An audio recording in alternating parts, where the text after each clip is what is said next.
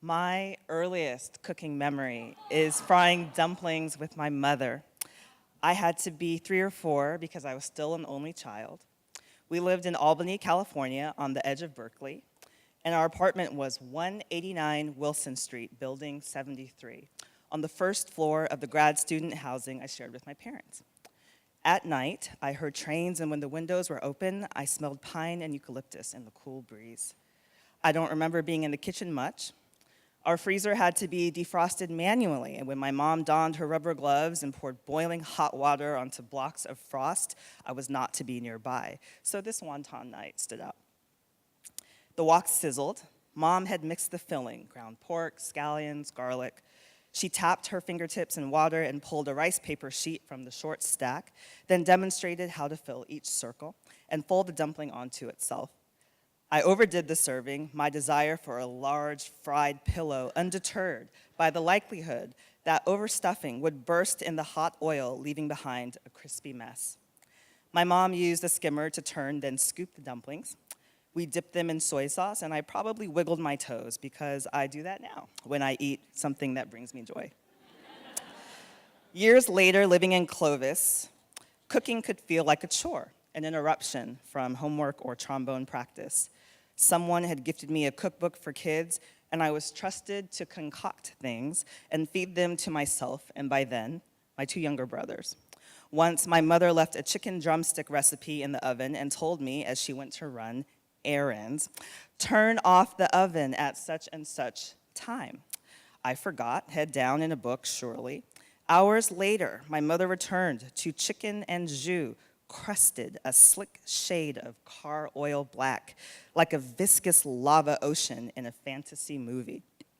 She yelled and shoved the 9x13 Pyrex across the counter with her oven-mitted hand and demanded that I dump it all out, dish and all. I walked through the 2-car garage past her champagne Honda Accord, stood in front of the trash bin in our backyard, and I threw it away, but not before sampling salvageable hunks of charred meat, partly out of curiosity and maybe some stubborn indignation.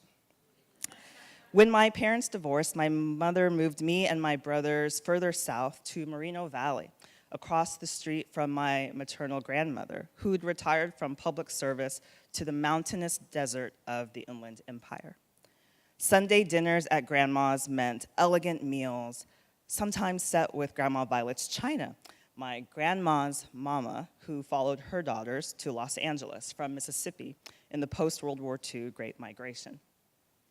Grandma made grilled veggies and baked fish, or stewed turnip greens and roasted chicken, hot dishes placed on trevettes on her glass dining room table with paintings from her epic trip to China on the walls. Sometimes there'd be dessert inspired by the orange, grapefruit, and lemon trees that grew on a rocky slant in Grandma's backyard. Once she told me, pick the ripe fruit while she went out, so I industriously removed every single fruit I could reach from every tree in the yard.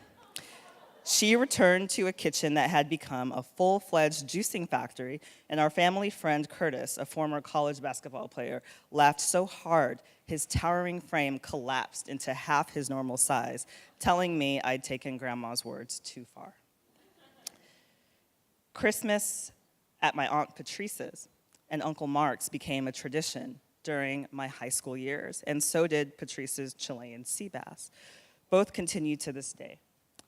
While it has been important to have the ham, the turkey that Patrice rises at 3 a.m. to begin, sides and desserts, I crave the fish all year. Buttery and citrusy with soy, ginger, fresh orange squeeze, and whole bunches of cilantro. When I come to LA for the holidays, Patrice and I lean against the green marble counter in the kitchen, snacking on Chinese takeout, sipping good wine out of short glass tumblers. Recently, I've learned to make the fish.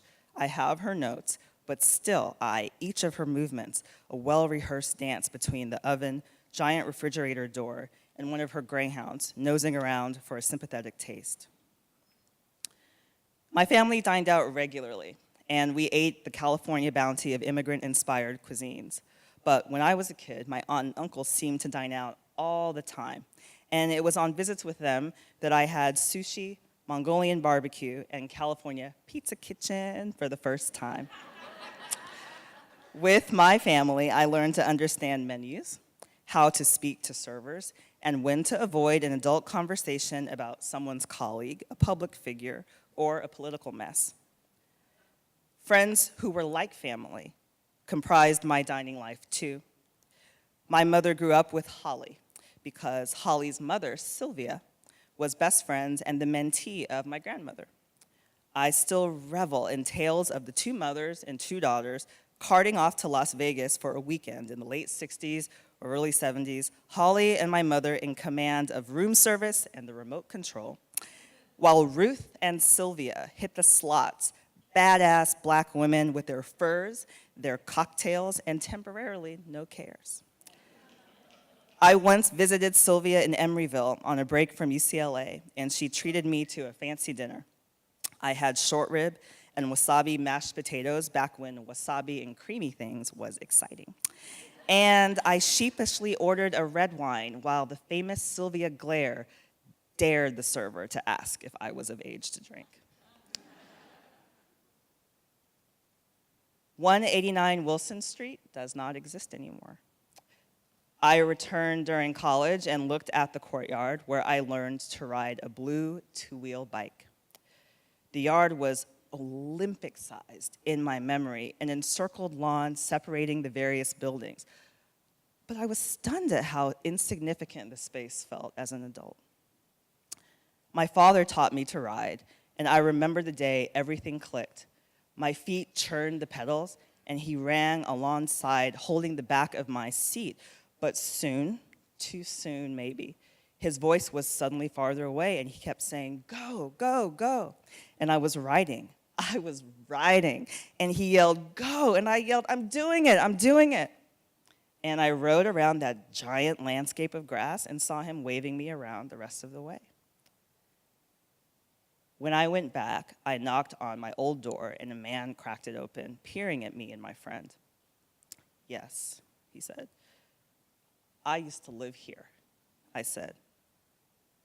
"Okay," he replied. My dad was a grad student here at Berkeley in that back room in the corner. Well, that was mine and my brother's room. And I couldn't see much, but the layout appeared to be the same. The kitchen on the right, off the entrance, the bathroom straight ahead, the living room on the left where I watched Willy Wonka and the Chocolate Factory and begged my mom to join me, but she kept saying she'd seen it in 1970 when it came out.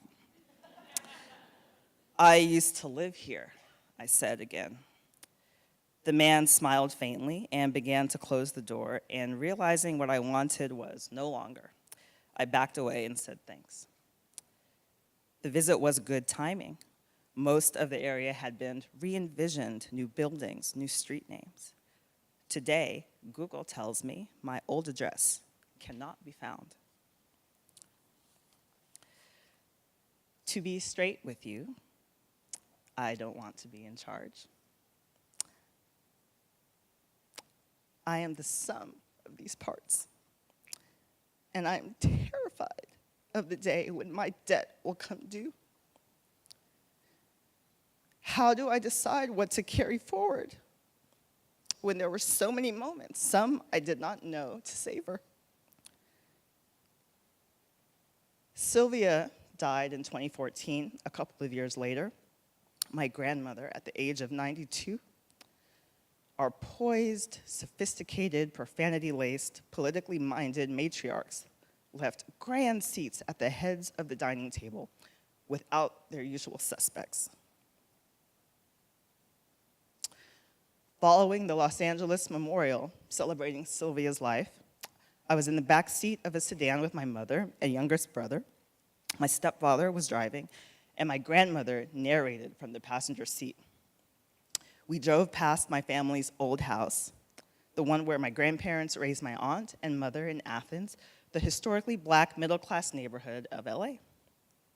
The double-wide street was lined with giant trees in the median, and the car stopped in front of the ranch-style home. My mom and grandmother explained the layout and pointed out where old neighbors used to live, the way you'd recognize faces in a yearbook. I soaked up all I could, trying to tuck it away for when I need it later, for when I'd be the one narrating with no one to ask to fill in the gaps. But mostly, I wanted to remember that feeling. We were once here. We were there once. We still are. I was filled up, maxed out, like that blissful, fat wonton, dredged in sauce, waiting to explode and send joy all the way down to tingly, hope-filled toes. Thank you.